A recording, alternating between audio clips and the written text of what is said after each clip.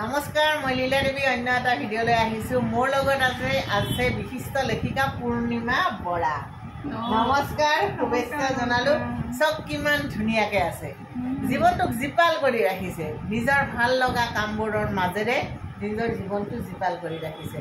আৰু মই সেই এটা কথা কওঁ যে আজি মানে এগৰাকী যুৱতী আহিছিল। তেওঁ মোক এটা কথা ক'লে যে আমাৰ ঘৰত এতিয়া অৱস্থা যথেষ্ট সচ্ছল আৰু একো অসুবিধা নাই। ময়ো কাম কৰোঁ, মোৰ ভাইটিও কাম কৰে, কিন্তু মা একদম উদাসীন হৈ থাকে।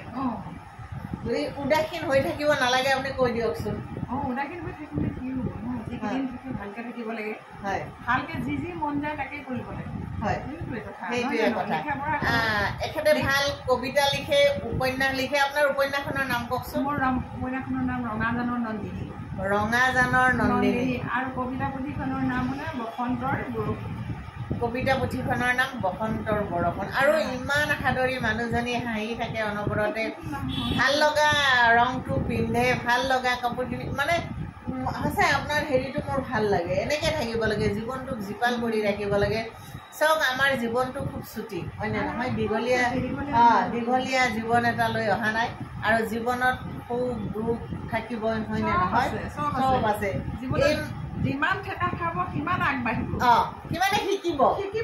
জীৱনটোৰ প্ৰত্যেকটো কথাই আপোনাৰ এটা লেচন। প্ৰত্যেকটো দিনত আপুনি নতুন নতুন কথা শিকিব।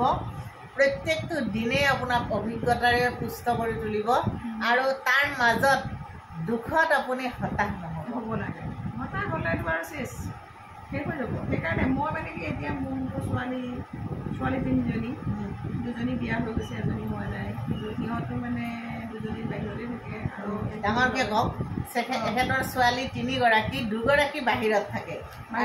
ডাঙৰজনী হেৰিত থাকে, নুমলীগড়ত জোঁৱায়ে কাম কৰে। তাই মাষ্টৰনী, তাই নুমলীগড় ইঞ্জিনিয়াৰ, তাতে থাকে। আৰু তাই তেনেকৈ তাই ছোৱালী এজনীও আছে, নাতিনীও ডাঙৰ হ'ল, এতিয়া ল পঢ়ি আছে শ্বিলঙত। আৰু মাজুজনী তাই মানে হেৰি হয়, জুডিচিয়েল ছাৰ্ভিচত তাই যা আছে। এতিয়া হাইকোৰ্টত মানে তাই হেৰি পোষ্টিং হৈছে হাইকোৰ্টত। এতিয়া ভিজিলেঞ্চ মানে ৰেজিষ্টাৰ ভিজিলেঞ্চ এনেকৈ হৈ আছে তাই। আৰু 3 নম্বৰজনী বিয়া হৈছে, তাই ডক্তৰ।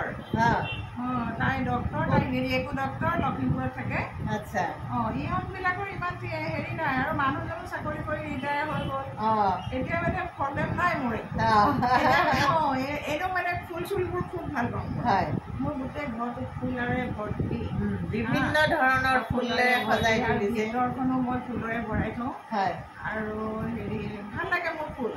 আৰু য'তে যাওঁ, আৰু ফুল ভাল পোৱা মানুহবিলাকৰ অন্তৰবোৰ একদম নিৰ্মল হয় বুলি কয়। আৰু আপোনাৰো অন্তৰখন নিৰ্মল, বাইদেউৰ অন্তৰখনো নিৰ্মল, আৰু খুব মানে মৰমীয়াল, আৰু সেইটো মোৰ খুব ভাল লাগে। মই সদায় সত্যত থাকি ভাল পাওঁ। মই ইনজাষ্টিচ মই কাকো নকৰোঁ। মোকো মানে কোনোবাই কৰিলোঁ, মানে মই মাফ কৰি দিওঁ বহুতকে, কৰিছোঁৱেই। মাফে কৰিয়ে জীৱনটো চলি আহিলোঁ। এতিয়াও এই বুঢ়া হ'লোঁ আৰু ধুনীয়া কথা কয় হে, বুঢ়া বুলি নক'ব। চাওক কেনেকৈ ৰঙৰ লগত মিলাই মণি পিন্ধিছে, যিটো মই ভাল পাওঁ সদায়। মানে যেনেকে ভাল লাগে আপুনি জীৱনটোক তেনেকে সজাই তোলক। নহ'লে নহ'ব। জীৱনটোৰ পাতবোৰ বৰ কঠিন। আৰু এটা কথা, এই ভাল এই বেয়া, ভালটোকে ল'ব লাগে। আৰু চাব, আপুনি চাব, এইমাত্ৰ ভাল খবৰ এটা আহিল, অলপ পিছতে বেয়া খবৰ এটা আহিল। সেইকাৰণে ভাল খবৰটোক আপুনি একদম ধৰিব লাগে, যে বেয়াটোতো হ'বই, ইজিলি ল'ব লাগে। এইবিলাক মানে হেৰি কৰিব লাগে। আৰু এতিয়া তাকে ভাল বন্ধু পালে ভাল, ভাল লগ পালে ভাল, হয়নে বাৰু? ভাল বন্ধু এখন ধুনীয়া কিতাপৰ দৰে, বন্ধু এজন পালে বৰ ভাল হয়। কিন্তু ভাল বন্ধু পোৱাটোৱে মুস্কিল হৈছে। তথাপিতো যদি আপুনি কাৰোবাক, বন্ধু বান্ধৱীবিলাক চবেই চবক নিজক লৈ ব্যস্ত। চবৰে নিজৰ ঘৰ এখন, সংসাৰ এখন আছে, ব্যস্ততা বাঢ়িছে। কাৰোবাৰ ল'ৰা ছোৱালী বিয়া হ'লে আকৌ নাতিনীলৈ ব্যস্ত। গতিকে সেই গ'ল আৰু ঘূৰি থাকিব, চিন্তাবিলাকৰ পাক ঘূৰণি থাকিবই।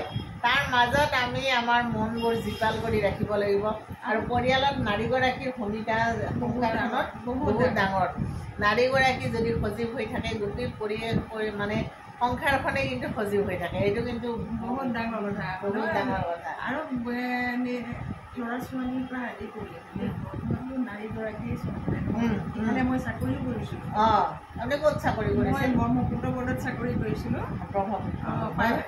তাৰ পৰা প্ৰাইভেট ছেক্ৰেটাৰী মই ৰিটায়াৰ হৈছোঁ কিমান সুন্দৰ জীৱন কৰিলোঁ গাঁৱৰ ঘৰৰ পৰা আহিছোঁ বিশ্বনাথ চাৰিআলিত মোৰ ঘৰ বিশ্বনাথ চাৰিআলিৰ মই আহিছোঁ আহি ইয়াত পঢ়িছিলোঁ পঢ়ি ইয়াৰ পৰা তাৰপিছত চাকৰি কৰিছোঁ তেনেকুৱাই আৰু জীৱনটো মানে ষ্ট্ৰাগল কৰিছোঁ আৰু মানে আৰু এটা কথা ষ্ট্ৰাগল কৰিলে তাৰ পৰা যদি সফলতা লাভ কৰিব পাৰি সেইটো মানে এটা বহুত ডাঙৰ কথা আৰু বাইদেৱে সফলতা লাভ কৰিছে এগৰাকী ভাল পত্নী এগৰাকী ভাল মাতৃ এগৰাকী ভাল বান্ধৱী এগৰাকী ভাল মানে পৰামৰ্শদাতা এইকেইটা কথা ভাল লাগে আপোনাৰ মোৰ তাতে প্ৰায়ে আহে সেইটো মোৰ ভাল লাগে আৰু ইমান অনুপ্ৰেৰণা দিয়া মানুহবিলাক আচলতে আৰু মই দোকানখনত আহিলে মই কৈছোঁ বিভিন্ন মানুহক লগ পাওঁ তাৰ ভিতৰত এখেতসকলো যিসকলে যথেষ্ট প্ৰেৰণা দিয়ে আৰু ইমান সুন্দৰকৈ জীৱনটোক আগবঢ়াই লৈ গৈছে